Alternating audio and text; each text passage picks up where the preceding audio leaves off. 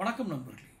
Kalpana Naik ADGP சீருடை பணியாளர் தேர்வாணையம், அதில் அவர் தலைவராக இருந்தவர். ஏடிஜிபி அந்தஸ்தில் இருந்திருக்கிறார். அவர் திடீரென்று ஒரு நாள் அவரை கொல்வதற்கு முயற்சி நடந்ததாகவும், அவருடைய அறை முழுவதுமாக தீ வைக்கி எரிக்கப்பட்டதாகவும், அதற்கு முன்னால் நடந்த சில சம்பவங்களால் அவர் கொலை செய்யப்பட முயற்சி செய்திருக்கலாம் என்றும் அவர் ஒரு புகார் கடிதம் அளித்திருக்கிறார். எங்கே? சென்னையில் அவர் வசிக்கிற பகுதியில் இருக்க காவல் நிலையத்தில், எழும்பூர் காவல் நிலையம் என்று நினைக்கிறேன். அங்கே கம்ப்ளைண்ட் பண்ணியிருக்காரு. வழக்கம் போல காவல்துறையை சேர்ந்தவரை, அதுவும் காவல்துறையினுடைய உயரதிகாரி பொறுப்பில் இருப்பவரை புகார் அளித்தாலும் காவல்துறை தன்னுடைய கடமையை மிக சரியாக செய்திருக்கிறார். என்ன? கிடப்பில் போட்டுருச்சு. இதில் ஒரு விஷயத்தை நான் ஆரம்பத்திலேயே பதிவிட விரும்புகிறேன். நான் அறிந்த வரையில் காவல்துறை ஒரு விஷயத்தில் கைது நடவடிக்கை அல்லது விசாரணை நடவடிக்கைகள் மேற்கொள்ள வேண்டும் என்றால், ஒன்று அங்கு ஒரு முக்கியஸ்தரின் சிபாரிசு இருக்க வேண்டும், அல்லது பண விஷயங்கள் இருக்க வேண்டும். நான் லஞ்சம் வாங்குகிறார்கள் என்று சொல்லிவிட்டால் உடனே அதை காரணம் காட்டி என்னுடைய சேனலில் கூட அவங்க இது பண்ணிடுவாங்கனால பொதுவெளியில் கூறும்போது சற்று நாகரிகமாக கூறுகிறேன். பணம் இருக்கணும் ஒருத்தட்ட, அல்லது செல்வாக்கு இருக்கணும், பெரிய மனிதர்கள் செல்வாக்கு இருக்கணும், அல்லது குறைந்தபட்சம் உயர் அதிகாரிகளை பற்றி, அவரை விட உயர் அதிகாரி இல்லை மற்ற உயர் அதிகாரிகளுடைய சிபாரிசு இருக்கணும். இப்படி இருந்தால் தான் ஒரு புகார் எடுத்துக்கொள்ளப்படும், விசாரிக்கப்படும். சரி, இங்கு கல்பனா நாயக் எதனால் அவர் கொலை செய்ய முயற்சிக்கப்பட்டார்? அவர் செய்த தவறு என்ன? இந்த பின்னணி என்ன? இதை குறித்த ஒரு விரிவான வீடியோ. இதுக்கு முன்னாடி சேனல் சப்ஸ்கிரைப் பண்ணிக்கங்க, நோட்டிஃபிகேஷன் பில் பதிவு பண்ணுங்கள். அப்போ தான் உங்களுக்கு அடுத்தடுத்த வீடியோக்கள் வந்து சேரும்.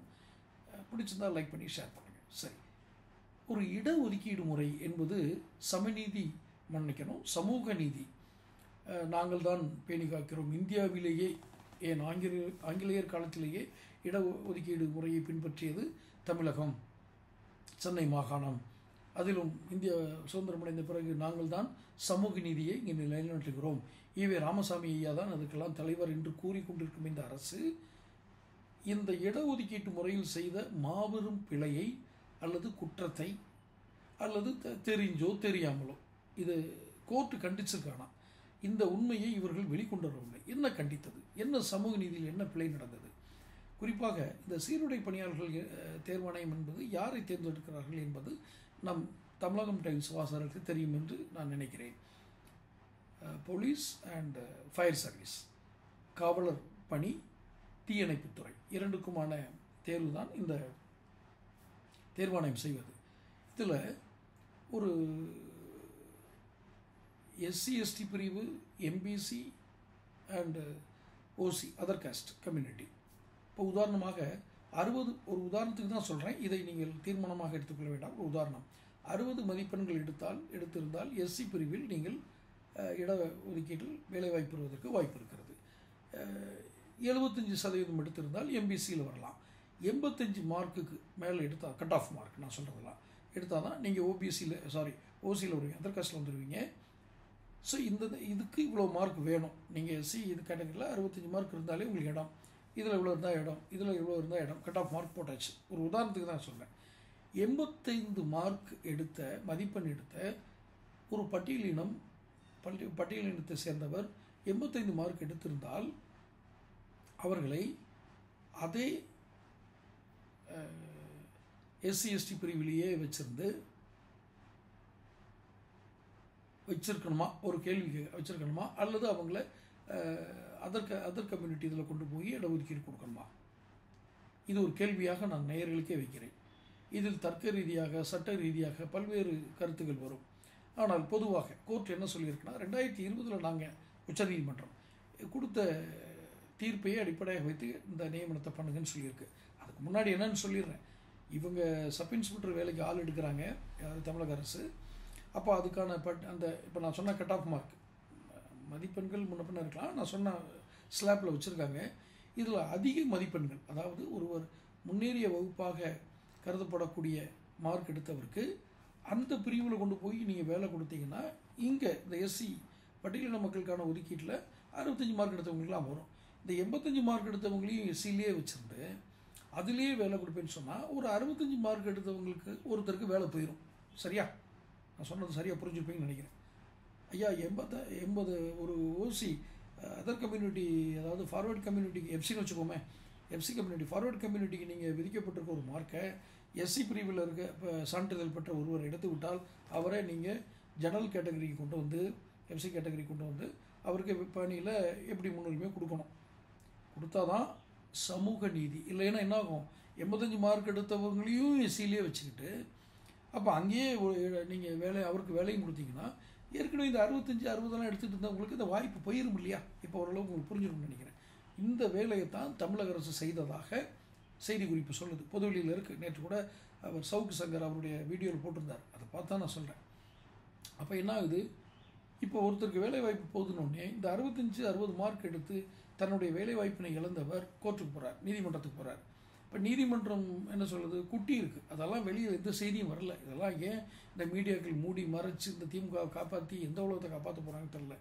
அப்போது அவங்க என்ன, கோர்ட் என்ன தீர்ப்பு சொல்லுது, 2020 உச்சநீதிமன்றத்தில் வழங்கின ஒரு தீர்ப்பின் அடிப்படையில் நீங்கள் அந்த நியமனத்தை பண்ணுங்க. அதுதான் இந்த அர்த்தம் தான். இப்போ நான் சொன்னேன் இல்லையா, அதிக மதிப்பெண் வாங்கியிருந்தால் அவரை நீங்கள் பொது பிரிவுக்கு கொண்டு வாருங்கள், ஜெனரல் கேட்டகரி கொண்டு வாங்க. இந்த பட்டியலினம் அண்டு பிற்படுத்தப்பட்டோர், மிகவும் பிற்படுத்தப்பட்டோருக்கு என்ன மார்க்கோ அவங்கள மட்டும் அதில் வைங்க. அப்போ தான் அது சமமாக கிடைக்கும் அப்படின்னு 2020 கொடுத்த ஒரு தீர்ப்பை சுட்டி காட்டி இதை எப்படி பண்ணிக்கங்கன்ட்டாங்க. ஸோ ரிவைஸ்டு லிஸ்ட்டு இங்கே வந்துடுச்சு. இந்த கோர்ட்டுக்கு போனவங்களால் இது கிடச்சிது.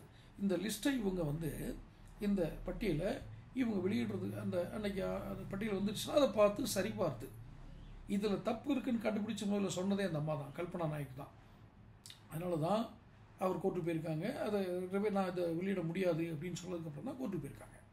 இப்போ இந்த அம்மா ஒரு நாள் ஆஃபீஸ் போகும்போது ஒரு மாவட்ட அதிகாரியோ யாரோ ஒருத்தர் ஃபோன் பண்ணி சொல்கிறாங்க, உங்கள் அலுவலகம் தீப்பிடிச்சிருக்கு, நீங்கள் அங்கே போக வேணாம் அப்படின்னு சொல்கிறாங்க.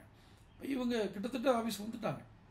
அப்போது ஒரு சில நிமிடங்களுக்கு முன்னாடி நான் ஆஃபீஸில் இருந்திருந்தேன்னு சொன்னால் என்னை கொண்டிருப்பாங்க அப்படின்னு இந்த அம்மா ஒரு புகார் கொடுக்குறாங்க. இவங்களுக்கு தோணுது. ஏன் தோணுது அப்படின்னா, நடந்த முறைகேட்டை, அந்த சீருடை பணியாளர் தேர்வாணையத்தில் நடந்த முறைகேடு நடந்ததால் நான் அதை சுட்டி காட்டியதால் என்னை கொல்ல திட்டமிடுகிறார்கள். இதுதான் அந்த அம்மாவுடைய குற்றச்சாட்டினுடைய சாராம்சம். இந்த வார்த்தைகள் முன்ன பண்ண இருக்கலாம், ஆனால் சாராம்சம் தான். எதுக்காக கொல்லணும் ஐயா? ஒரு காவல்துறை உயர் அதிகாரியை ஒருவர் கொலை செய்ய வேண்டும், அவர் உயிரை எடுக்க வேண்டும் என்றால் அவர் அந்த காவல்துறை அதிகாரியால் பாதிக்கப்பட்டிருக்க வேண்டும். உண்டா இல்லையா? பாதிக்கப்பட்டிருந்தால் மட்டுமே அந்த அதிகாரியை கொல்லணும்னு நினைப்பாங்க. இப்போ பாதிக்கப்பட்டது யார்? வேலைக்கு எடுத்தவங்க இல்லை, இந்த லிஸ்ட் தயார் பண்ணவங்க. புரியுதுங்களா? இப்போ எங்கே பிரச்சனை ஆகுது?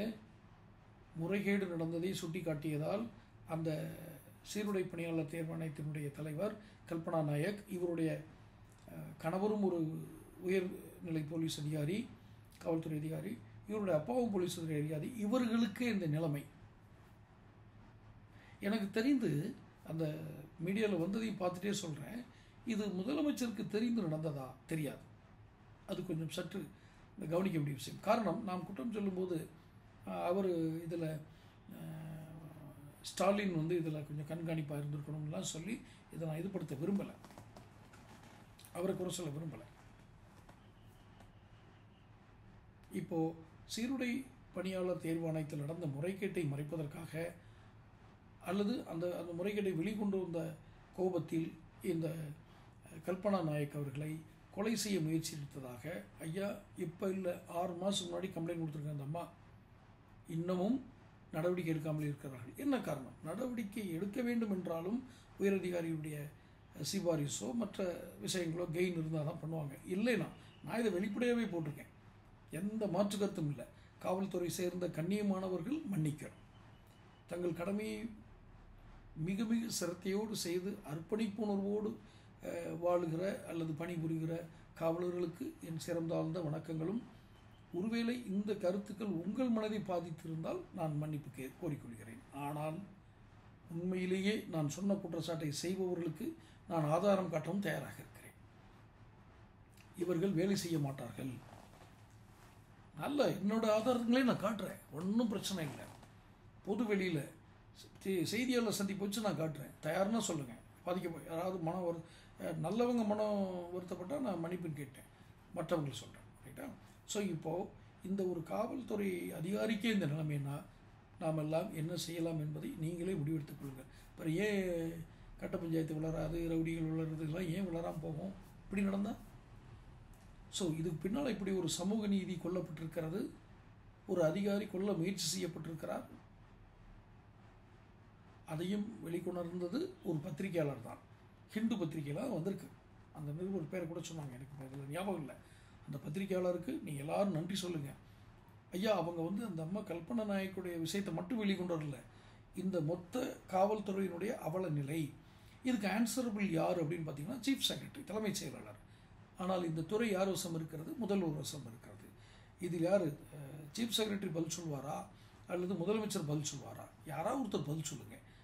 எலெக்ஷன் வருது, உங்களை தேர்ந்தெடுக்கணும் வேணாமாங்கிறது கூட மக்கள் முடிவெடுத்துக்குவாங்க. ஆனால் இது முதல்வர் இத்தனை அசரத்தியாக இருப்பார் என்று நான் கருதவில்லை. ஸோ அதுக்கு அவர் தான் விளக்கம் சொல்லணும். இது என்னுடைய கவனத்துக்கு வரவில்லை, அவர்கள் ஆய்வு செய்து விட்டார்கள், ஏதோ ஒன்று அவர் தான் சொல்லணும். தொடர்ந்து சேனல் பாருங்கள், சப்ஸ்கிரைப் பண்ணுங்கள், நோட்டிஃபிகேஷன் பில் பதிவு பண்ணுங்கள். அப்போ தான் அடுத்தடுத்த வீடியோக்கள் சேரும். பிடிச்சிருந்தால் லைக் பண்ணி ஷேர் பண்ணுங்கள். இந்த உண்மை எல்லோருக்கும் தெரியட்டும். நன்றி.